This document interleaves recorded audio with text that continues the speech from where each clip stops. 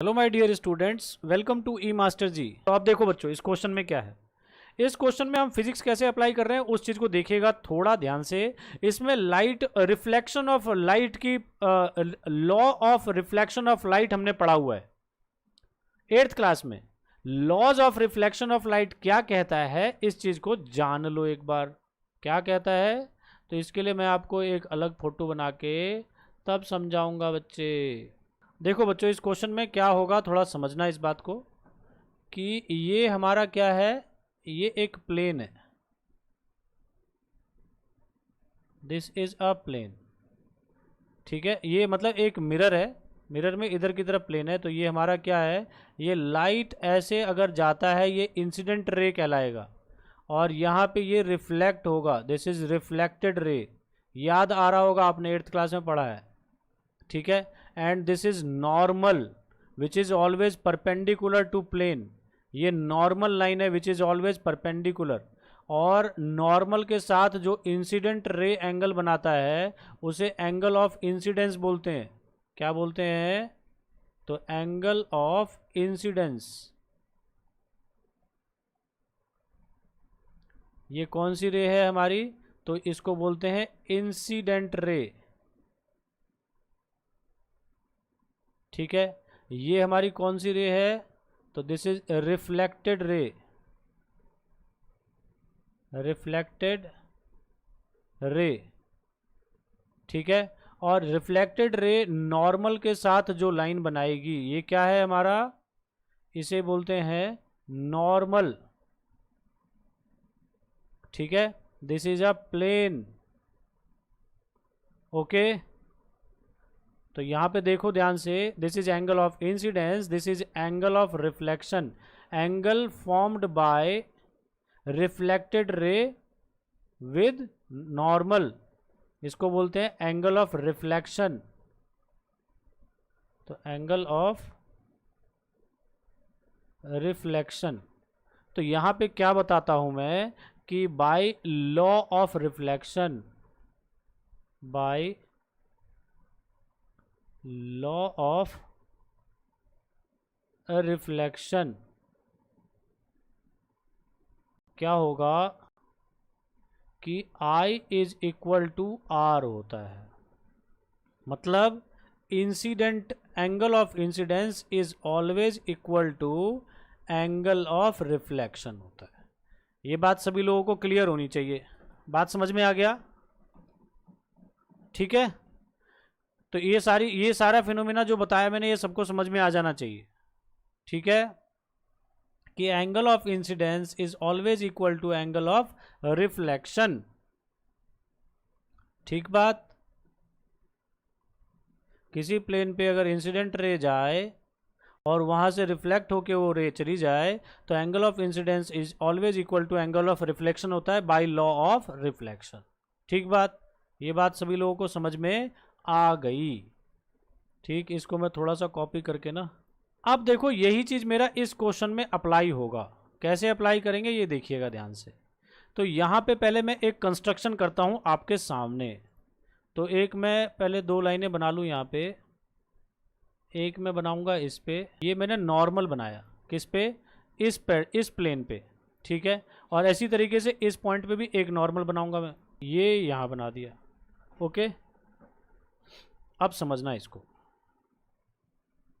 यहाँ पे मैं कुछ कुछ नाम ले लूँ इसका, इसको कुछ नाम दे देता हूँ, इसको कुछ ABCD है, इसको मैं ले लेता हूँ E, और इसको मैं ले लेता हूँ F, ठीक है।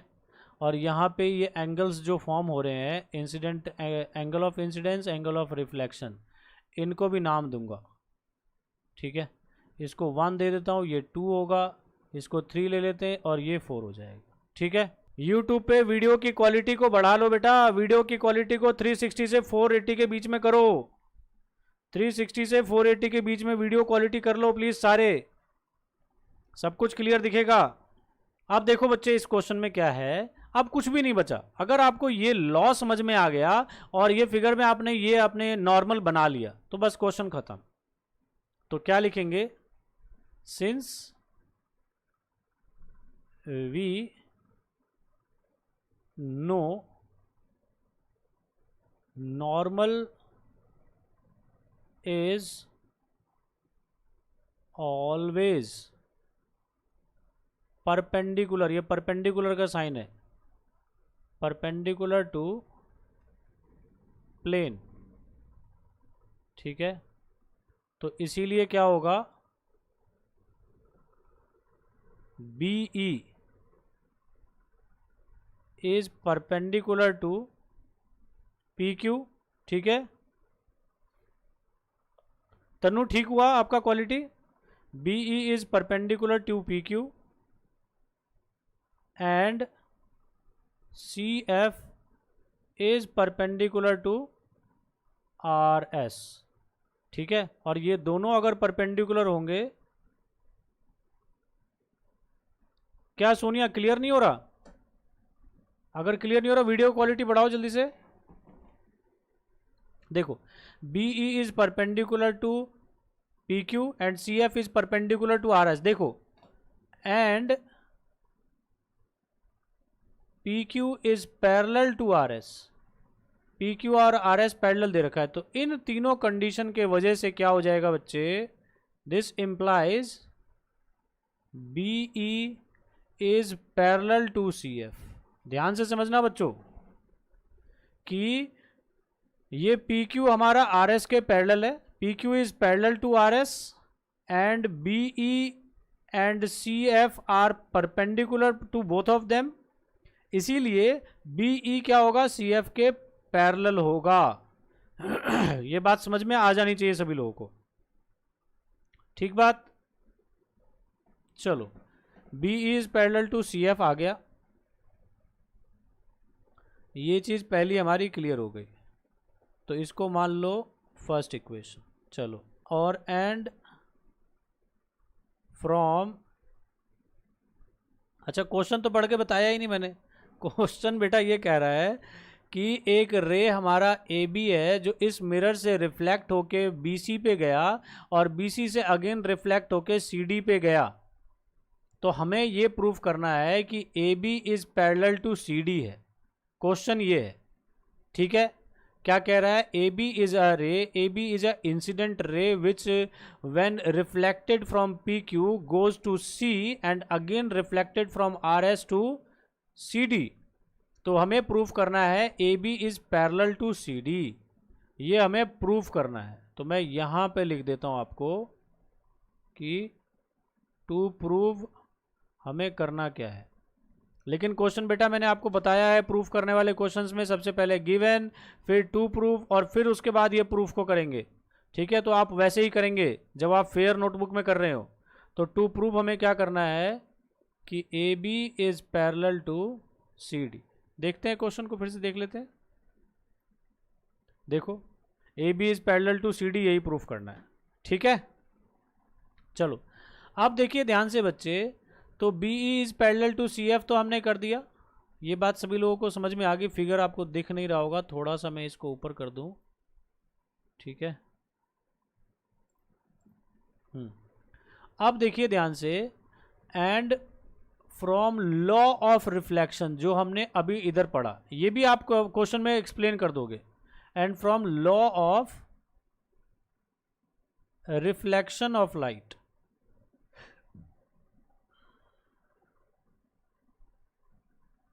क्या हो जाएगा, यहां पे देखो ये इंसिडेंट रे है और ये एंगल ऑफ इंसिडेंस, ये एंगल ऑफ रिफ्लेक्शन।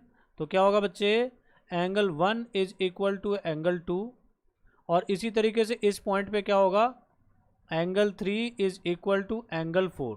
ये बात समझ में आ गया। Angle of incidence is equal to angle of reflection, इसमें इंसिडेंस एंगल ऑफ इंसिडेंस ये है, एंगल ऑफ रिफ्लेक्शन ये है, ये दोनों भी इक्वल होगा, ठीक है। रीजन आप लिख सकते हो यहाँ पे, एंगल ऑफ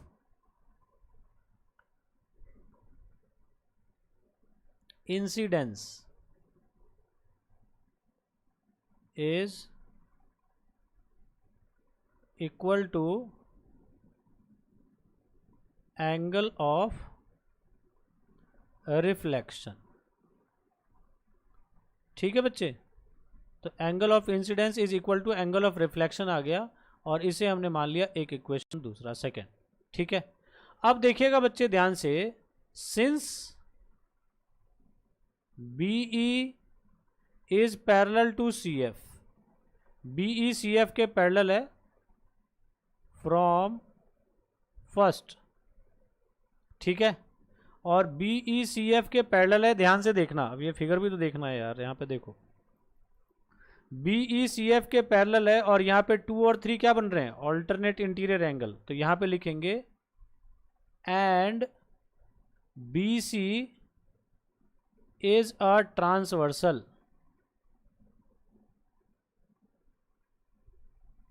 ठीक है, तो इसीलिए क्या हो जाएगा बच्चे, angle 2 is equal to angle 3 हो जाएगा, ध्यान से देखो, और ये क्वेश्चन हमने एग्जाम्पल में भी किया था, angle 2 is equal to angle 3, alternate interior angles, ठीक है। अब देखो इस इक्वेशन से ये यहाँ पे ये दोनों से और इससे देखो 1 इजकल टू 2, 3 इजकल टू 4 है, ठीक है, और यहाँ पे 2 इजकल टू 3, 2 3 के बराबर, तो ये चारों एंगल बराबर हो जाएंगे, तो क्या लिखेंगे, from equation second and third, तो क्या हो जाएगा बच्चे, angle 1 is equal to angle 2 is equal to angle 3 is equal to angle 4। अब मैंने आपको 5 रुपये वाला एग्जाम्पल बताया था मैंने कल कि अगर मान लो आपके पास 4 5 रुपये हैं, 4 5 रुपये के नोट हैं, तो किसी भी 2 5 रुपये के नोट का सम जो होगा वो बाकी दो जो 5 रुपये के नोट होंगे उनके सम के बराबर होगा, तो वही चीज़ यहाँ पे देखो, तो इसीलिए क्या हो जाएगा, angle 1 plus angle 2 is equal to angle 3 plus angle 4 होगा, और देखिएगा बच्चे एंगल 1 प्लस एंगल 2 क्या बन रहा है फिगर में, तो देखिए यहाँ पे 1 प्लस 2 एंगल ABC बन रहा है, देखो 1 प्लस 2 ABC बन रहा है ना एंगल, तो इसके जगह लिख सकता हूँ 1 प्लस 2 के जगह पे क्या लिखूंगा बच्चे, angle ABC is equal to 3 plus 4, अब देखो 3 प्लस 4 के जगह पे क्या लिख सकता हूँ, 3 प्लस 4 के जगह पे BCD लिख सकता हूँ, देखो, तो यहाँ पे देखो, तो ये हो जाएगा एंगल BCD, ठीक है, इक्वल हो गया।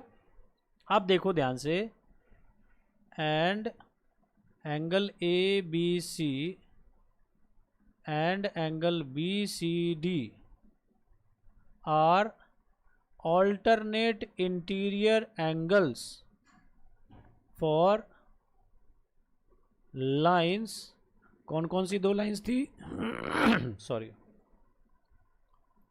ये AB और CD है ना, ये जो एंगल है दोनों क्या है, ऑल्टरनेट इंटीरियर एंगल बन रहा है ना AB और CD के लिए, ध्यान से देखना बच्चे, तो इसीलिए क्या होगा, for lines AB and CD, ठीक है, अरे वॉइस नहीं आ रही, angle ABC and BCD are alternate interior angles for lines AB and CD, ठीक है, तो ये क्या हो गया हमारा AB और CD, तो इसीलिए क्या हो जाएगा बच्चे, AB is parallel to CD हो जाएगा, क्योंकि ऑल्टरनेट इंटीरियर एंगल इक्वल हो गए, ठीक है, तो हैंस प्रूव्ड। तो बच्चों अब देखो इस क्वेश्चन को फिर से देख लेते हैं एक बार शुरू से, क्या था इस क्वेश्चन में, ये देखो इस क्वेश्चन में जो कॉन्सेप्ट था वो यहां पे था कि if any incident ray lie on any parallel and after that they reflect, मतलब एक इंसिडेंट रे प्लेन के ऊपर गिरती है तो उसके बाद रिफ्लेक्ट होती है वहां से, तो नॉर्मल के साथ वो 2 एंगल बनाता है, इंसिडेंट रे नॉर्मल के साथ जो एंगल बनाएगा उसे एंगल ऑफ इंसिडेंस बोलते हैं, और रिफ्लेक्टेड रे जो एंगल के साथ बनाएगा, नॉर्मल के साथ जो एंगल बनाएगा उसे एंगल ऑफ रिफ्लेक्शन बोलेंगे, ठीक है। चलो अब देखो यहां पे ये 2 एंगल हमारे पास आ गए, तो बाय लॉ ऑफ रिफ्लेक्शन ये आता है कि angle of incidence is always equal to angle of reflection होता है, ठीक है बच्चे। अब क्वेश्चन में देखिए, क्योंकि हमने नॉर्मल यहां पे कंस्ट्रक्ट किया तो लिख भी लोगे, construct normal BE perpendicular to PQ and CF perpendicular to RS।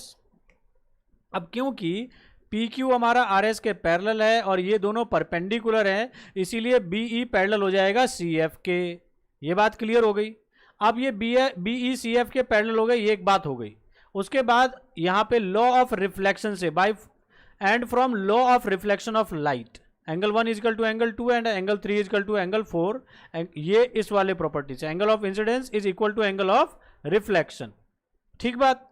अच्छा, यहाँ पे B is parallel to C F, अब जो यहाँ पे दिया था जो हमने निकाला उससे क्या होगा, क्योंकि बी ई सी एफ के पैरेलल है तो इसीलिए 2 और 3 क्या हो रहे हैं, ऑल्टरनेट इंटीरियर एंगल्स, तो दोनों क्या हो जाएंगे, इक्वल होंगे। 2 और 3 क्या होगा, ऑल्टरनेट इंटीरियर एंगल, इक्वल हो गए। अब ये दो इक्वेशन और एक ये, इन तीनों से क्या हो जाएगा, ये चारों एंगल बराबर हो जाएंगे। देखो ध्यान से, हो जाएगा ना, एंगल 1 2 के बराबर है, 3 4 के बराबर, 2 3 के बराबर कर दिया, तो चारों एंगल बराबर हो गए। अब जब चारों एंगल बराबर हैं तो किसी भी दो का जो सम होगा वो बाकी के दो के सम के बराबर होगा। तो और 1 + 2 हमारा क्या था, एंगल 1 + एंगल 2। देखिएगा बच्चे, ये ए बी सी एंगल बन रहा है और 3 + 4 बी सी डी बन रहा है, तो इसीलिए 1 + 2 के जगह पे ए बी सी कर दिया और 3 + 4 के जगह बी सी डी कर दिया। और ये दोनों एंगल क्या हो रहे हैं, इन दोनों लाइनों के लिए ऑल्टरनेट इंटीरियर एंगल फॉर्म हो रहे हैं, है ना। तो अगर ये दोनों एंगल इक्वल हो गए तो ये कब हो सकता है, जब ये दोनों लाइनें पैरेलल होंगी तभी तो होगा। तो इसीलिए दोनों लाइनें क्या हो गई, पैरेलल हो गई। कल एक नए टॉपिक के साथ मिलते हैं बेटा, इसी में लाइन एंड एंगल आगे बढ़ेंगे। तो तब तक के लिए थैंक यू वेरी मच बच्चों, and take care of yourself, एंड जय हिंद जय भारत।